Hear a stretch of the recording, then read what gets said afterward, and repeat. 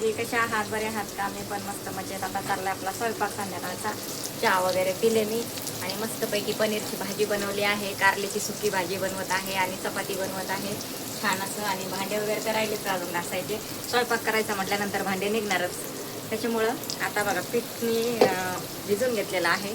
मस्तपैकी चपात्या बनवते आणि इकडं पनीरची भाजी तयार होत आहे बघा. आणि इकडे कारल्याची आपल्याला सुकी भाजी बनवायची आहे. फक्त कारलं फ्राय बनवायचं आहे. थोडं तेल, मीठ, जिरे आणि थोडंसं तिखट नॉर्मल टाकू. तर चला बघा, भिजून घेतलं आहे मी आता. आणि पोळ्या बनवायच्यात म्हणजे चपात्या बनवायच्यात आपल्याला. आणि इकडं कारल्याची मस्त असं सुकं कारले फ्राय बनवायचं आहे. मस्त तेलामध्ये जिरे वगैरे टाकले आहेत वगैरे.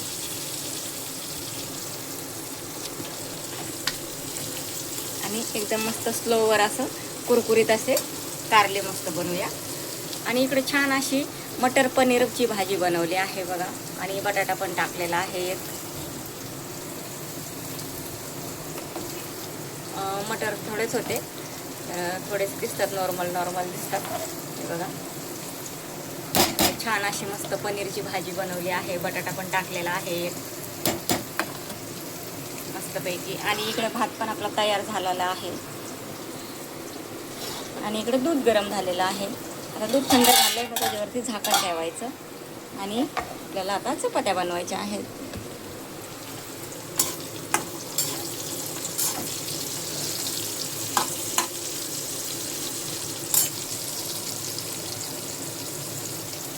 मस्त तरी वगैरे आली आहे बघा.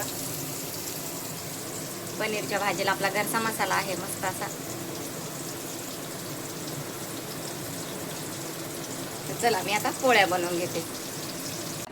फ्राय झालेला आहे मस्तपैकी असं बघा, मस्त असं कुरकुरीत. आणि इकडं पनीरची भाजी पण तयार झालेली आहे मस्त अशी हे बघा. आणि इकडे चालले आहेत चपात्या बनवायचं काम. चपात्या बनवते.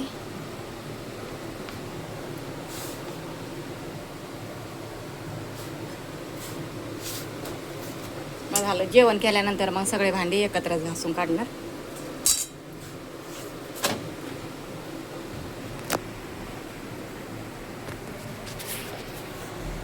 त्या बनवून झाल्या की जेवण करायचं. चला आता पटापट आवरून घे.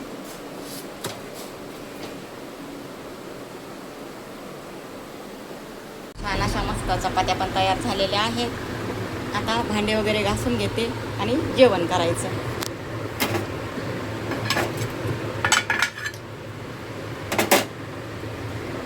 कारले प्लेटीमध्ये काढून ठेवले आहेत. मस्त कुरकुरीत झालेले आहेत बघा छान असं. आणि म्हटलं एवढे भांडे आहेत ते घासून घेते आणि मग जेवण करायचं. छान अशा पोळ्या बनवल्या मस्त मऊ लुसलुशीत. कशा वाटते सांगाच नक्की. आवडला तर नक्कीच लाईक करायचं. चला पुढच्या व्हिडिओमध्ये भेटते. Bye bye.